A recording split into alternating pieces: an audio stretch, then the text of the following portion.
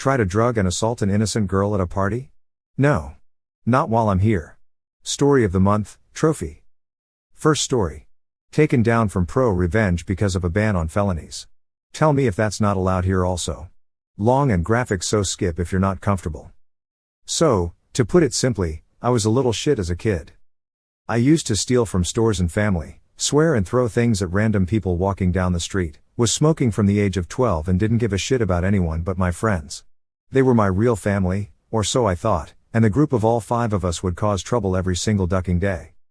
My parents, though in my later years have told me they should have been more effective in their discipline, really weren't to blame. I was just a mixed up kid. I used to think that doing all this stuff made me cool. I can't really describe how superior I felt when I made grown adults afraid of me, but it made me feel powerful, and power was something I craved when I was younger. I could go on and on about my sins, but the fact is, I was just ducked in the head. I've made amends where I can to who I could, but you're not here for self-flagellation, you're here for the revenge. So long story short, when I was 16, my parents finally had enough, and despite all my tantrums and screaming and even some physical violence against my dad, they decided to put me in a school for troubled youth. I call it a school, but what it really was a military institution that taught discipline in the most brutally effective ways while throwing in some literacy and numeracy classes along the way. Without going into too much detail, I'll say that this school changed me. While aggressive, violent, cocky and near homicidal when I was first dumped on their doorstep, the men who ran this camp broke me down. I was there for just over a year. No phone calls, no visits home, no access to the outside world. For one whole year, I had this camp and these counselors, these real-life hard-ass men, teach me just how much of a shit stain I really was. By the end of my second summer, I was a changed kid. I had fought and screamed and gotten my ass kicked more times than I can count, but eventually, I was beaten down. These men taught me that real men simply don't act the way I did, and that the type of path I was headed down would lead me either in jail or dead. They were brutally honest about it, especially this one counselor, Jay. By the end of my stay, I considered Jay a second father. Though I hated him at first for making me feel inferior, he really did me a favor teaching me how toxic my behavior was, and to this day I still think of him as something of a hero. He was the main person who deemed me ready to return home. But the backstory is getting really long, so let's get to the real story. When I returned home, I had changed from an abusive little prick to a somewhat civilized young man, ready to take on my last year of high school. I was nervous to go back, since I had adapted to the disciplinary school lifestyle, but I was also excited. I missed my friends, and hoped they would just accept me back despite the fact that I hadn't spoken to any of them in over a year. And to my relief, I was accepted back with open arms. One of my closest friends had moved states since I'd been away, but the other 3 were ecstatic to see me. Over the next few weeks I settled down. I didn't spend a lot of time with them outside of school. My parents were kind of testing how much I'd matured since returning, and were setting boundaries on when I could go out, how long I could stay out and where I could go, etc. I was determined to prove to them I wasn't the same duck-up that had ruined their lives all those years, so I followed their rules, and so only really talked to my friends during school. All of this is relevant, because of what happened next. I had joined the school football team all 3 friends were a part of, and one evening after practice, all my teammates were in the gym, sweaty and dirty but pleased with ourselves. I was laughing and chatting with my 3 best friends so much I didn't really notice that we were the last left in the gym. But that's when the conversation started turning bad. One of my friends, I'll call him F1, friend 1, for simplicity, started telling me about a college party they were all planning on going to, and how they'd been crashing college parties for a few months now, since it was easy access to girls and booze.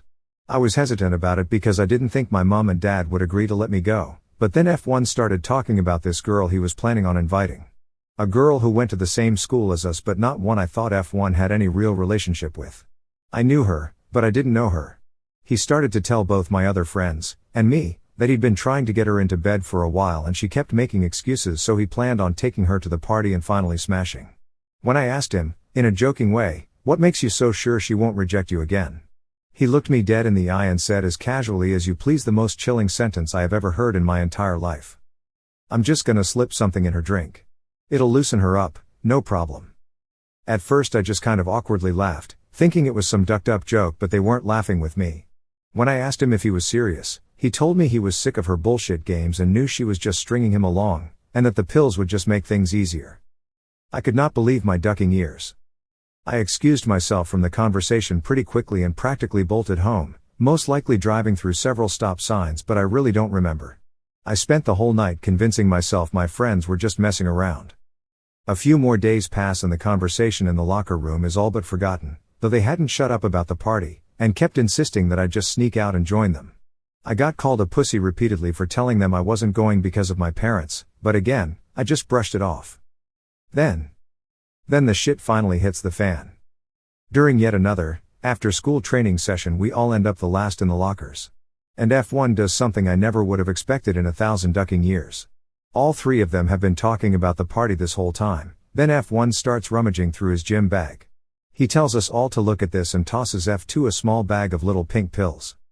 Immediately, I feel the blood drain from my face, and like a bomb's going off in my head, a voice in my mind is screaming, "Holy shit, this is really happening, this is serious, holy ducking shit." It's really hard to describe what I was feeling when F1 started going into detail about how he planned on inviting the girl to the party, slipping something into her drink and making use of one of the frat boys' bedrooms for a few hours. I was sick. Like literally could have hurled everything from my stomach all over the floor as I listened to all three of them talk about how awesome the party was going to be after just describing how they were planning to rape a girl. I couldn't take it, and again I ran off. I actually did end up puking later that night, going over and over in my head what the duck I had just witnessed. I almost couldn't believe it. These three boys had been my friends for 15 years. I thought of them as my own family, thought I knew them better than anyone, but 1 year away in this? I'll tell you that I actually broke down crying that night. I'm not ashamed to admit it. What I am ashamed of is how long I took to actually get a grip and handle it. I knew I should have told someone, but in some ducked up way, my loyalties were still screwed. Don't crucify me for it, I know now what I should have done, but I was 17, and these were my best friends. I didn't want them to get into trouble, but at the same time, I knew I couldn't let this shit go down, so instead of reporting all I'd heard to an adult like a normal ducking person, I decided I'd sort it out all on my own. So I went to F1, and told him not to do what he had planned. Told him it was stupid and dangerous and would ruin both his life and the life of the girl he was planning on drugging. He didn't even blink. He got right in my face and told me that the school I got sent to had turned me into a pussy. That he hated how much I'd changed and had been trying to change me back with F2 and F3. Even told me how they'd been talking about me behind my back, and how they'd planned to give me a turn on the girl once F1 was done with her, just to show me what I was missing out on. Then he said something I'll never forget. He told me, word for word, "I'm doing that little bitch a favor. She's a ducking virgin. And after this party, your mom won't be the only one finally getting some." I punched him. We fought, and we both got sent home on suspension for fighting. I could not ducking believe it. I was seething. My best friend had said that to me. My best friend had told me he was going to rape an innocent girl at a party, and I was a pussy for not wanting to join in? I was disgusted. Sickened to my core. And I was done with him. My parents were disappointed I had gotten suspended so shortly after coming home, but I just sat quietly while my mom cried and my dad screamed at me. I know now that I should have told him, but after what F1 said to me, I had this insane notion in my head that I was going to get him back all on my own. And now, to the revenge.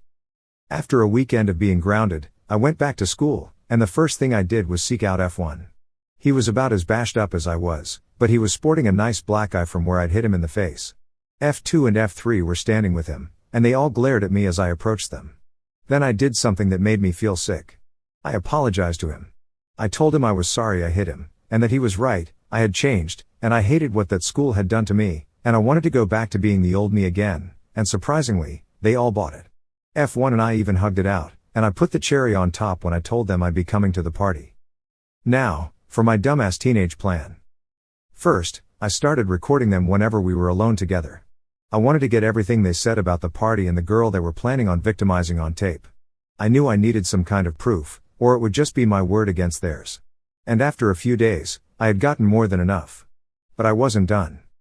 No, my stupid self had a plan and I was going to fulfill it to the fullest. So the next thing I did was track down the girl, take her aside, and tell her everything. She was pissed, and scared, but I begged her not to go to the police or tell anyone. I know now that was stupid as well, but for some reason, she listened to me. I had a plan. A crazy, stupid plan to teach them all a lesson. So I told her to tell F1 that she was going to meet him at the party, but to just stay home, so she could stay safe. Later that day F1 started bragging about how the girl had accepted his invitation and everything was going to plan. And I sat there, phone half out my pocket, recording the whole damn thing. So night of the party finally rolls around, and I sneak out, because, I was grounded. I think it's worth mentioning that I wasn't filled with vindication and self-righteousness throughout the whole night. I was second-guessing myself, I had doubts, but in some strange way, I felt betrayed. These 3 boys had been my brothers since before I could throw a punch, and I felt betrayed that they had gone down this road. What ducked me in the head even more was the possibility that I might have been just like them if my parents hadn't sent me away. It was a strange moment of realization to come to in the middle of a crowded frat house surrounded by drunk idiots, but you take what life throws at you. So the night goes on, and F1 is getting steadily more frustrated that the girl he invited hadn't shown up. I'd made sure to keep him in my sights for the whole night, not wanting him to decide that any old girl would do if he couldn't take the one he wanted. I kept an eye on all of them, watching as they drank and drank while I stayed as level-headed as possible with some water in a beer can. When midnight came, all 3 of them were plastered, and I knew that all the girls at the party would be safe by then. By this time the crowd was dying down, and a few people who couldn't hold their liquor were already passed out around the house. And now was my time to shine. While all 3 of them were occupied with a drinking game, I hunted in F1's bag and found the bag of little pink pills. Here's where I did something I'm not particularly proud of, but I'll tell you anyway. I slipped 1 pill into 3 beers each and handed them to my friends, and then waited. It didn't take long before all 3 were passed out on the floor, along with quite a few other party guests. I then took out a black permanent marker pen from my bag and wrote rapist on all 3 of their foreheads, took pictures and immediately uploaded them to our school's Facebook page, so everyone who attended our school would see. Admittedly, I didn't really think this part through, since I not only did this in full view of every other conscious person at the party, but also knew the photos wouldn't last long on the school site before they would be taken down. But since it was a small school, in a small town, I didn't doubt that a whole bunch of people would see it before a teacher removed the photos, and that's exactly what I wanted. Next came the recordings. When I got home, I got a verbal bludgeoning from my parents for sneaking out, but they stopped when I finally told them what had been happening. They were both shocked, and a little disbelieving, but when I played them both the recordings I'd saved on my phone, they were just as sickened as I was. I was silent in the car as my dad drove me to the police station, receiving a lecture about how I should have just come to him in the first place, and what I'd done at the party wasn't necessary. But I felt like it was at the time. My phone had already blown up with other students commenting on the pictures of my 3 ex-friends with rapist written on their foreheads. And while a lot just laughed at them, many were questioning if there was any truth to it. It was what I wanted. I wanted everyone to know who they really were, so they had nowhere to hide. The hours at the police station were admittedly very scary. I was still debating with myself whether or not I did the right thing, but my friends had chosen their own fate. I still felt hurt and betrayed that allowed themselves to become this way, and even though I felt a little guilt for potentially ruining their future, I did what I thought had to be done. And long story short, the recordings were enough to get them all on charges of planning to commit a crime. Since the girl F1 had been planning on drugging had been named, her parents were understandably furious, and demanded all 3 of my ex-friends be arrested. I would have been too, were it not for the girl telling her parents, and the courts, that I had warned her to stay away from F1 and the party. I was charged for my use of an illegal substance, since I admitted to using the pills on my 3 ex-friends, and also for battery, since the permanent marker was seen as a form of assault, but luckily I never got jail time. I did get a boatload of community service though. All 3 of them were tried as adults in a case of attempted rape, but only F1 got actual jail time, since he was the one who'd gotten the pills and was the only one who admitted to wanting to use them. The other 2 only got probation and community service for being accessories but were completely shunned in our town. No one ever let them forget. I was prepared for the backlash, ready to be jumped by them or something, but strangely enough, I think seeing F1 go to jail for what he did knocked some sense into the 2 of them, and they wised up enough to actually get into college without football scholarships, since they were both kicked off the team. They never came anywhere near me again, which surprised me, but I no longer cared. In my mind, my friends were dead to me long before all of this went down, and by the time I moved away to college, it was all behind me. I'm in my final year of college now and I still think about those 3 sometimes. I think about how, if my parents hadn't sent me to that special school, I may have ended up just like them. Oddly enough, I do miss them at times, but I know it's the memory of the kids I miss, not the men they turned into. I've thanked my parents continuously for sending me to that place, and even got some approval from Jay when I felt man enough to tell him what happened. I don't know what will happen to F1 when he gets out of jail, but a part of me hopes he learns his lesson and moves on with his life, like I have. Jay called me a few days ago, just to check up, and I told him this whole story, which is kind of why I'm now telling the internet. I guess the moral is to stand up to your friends when you know they're doing wrong, but maybe not in the stupid way I did it. Always involve others more qualified to deal with situations you're not sure about. Even if you're a headstrong, stubborn as duck teenager who thinks you know everything. TLDR, 3 old friends of mine planned to rape a girl at a party, so I exposed them to the whole town, and get one friend thrown in jail. Update, wow. I did not expect to get this much support over all this. Thanks for the kind words, and sorry I haven't answered so many questions, but school has been harsh, so I'll try to answer as many as I can. 1. To all of you asking if the girl in the story and I became friends, well, sadly, no. We talked a lot during the court case and after, but we never really developed a friendship. I think we were both too embarrassed over everything, so we just went our separate ways and remained civil in school. 2. For everyone questioning why I sound British, all I can say is wow. I'm used to people picking up on it in person, but not through writing. Some of you guys must be secret geniuses. My father is British. His whole family lives over there and we visit a lot. And his family is about as British as they come. And a little piece of side information, I was actually born in Britain, 6 weeks premature, but I was raised in America. 3. For everyone asking about Jay, well, he's great. A great man who's gone through a lot in his life too. He lost his son to drugs, which is why I kind of think he made it his job to look out for boys like me, just to make sure no other parent goes through what he did. His reaction to what happened was to basically call me an idiot for all the crap I pulled, but he was proud I didn't forget everything I learned the moment I got home. He's also told me that he'd like for me to come and speak at the school next summer, just to tell some of the new boys coming in how bad things can get if you refuse to change the way you live. If I ever strike it rich, I'll be giving that school a massive donation. 4. For everyone asking where this happened, for the sake of everyone's privacy, including mine, I'm going to have to keep that a secret. All I can say is it was a small town, with a small population, which is probably why the whole thing wasn't plastered all over the news. But, I'm paranoid, so that will just have to remain a mystery. 5. For everyone suggesting I track down my friend that moved before I got back home, well, I'm kind of on the fence about that. Call me a coward, but I think I'd prefer to remember him as my childhood friend, without all the memories being tainted the way they are with all the others. If I went looking, I might not like what I find, and even though it's possible he changed too after being removed from such a toxic environment, I just don't know. I guess I'd rather live with the ambiguity. 6. For those of you wondering what I would have done in the situation if I'd never gone to that school, well, for obvious reasons, I can't really answer you. I'd like to think I would have stood up to them all the same, but my mind was seriously twisted back then, so I'd prefer not to think about that. 7. For everyone questioning what I'm doing now, I'm studying aerospace engineering. I love planes, and through my course, I've gotten to tour the underbelly of both planes and even some aircrafts that have been in space. I don't want to sound like a dork, but seeing all those components fit together, and actually knowing how it all works and what everything's called and how to identify everything, is seriously epic.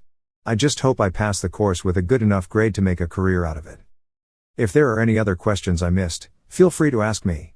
I don't have a lot of free time, so the responses might be late, but, by all means, ask. Once again, thank you to everyone for your kind words, and for the surprising lack of people calling me a dumbass. I appreciate it.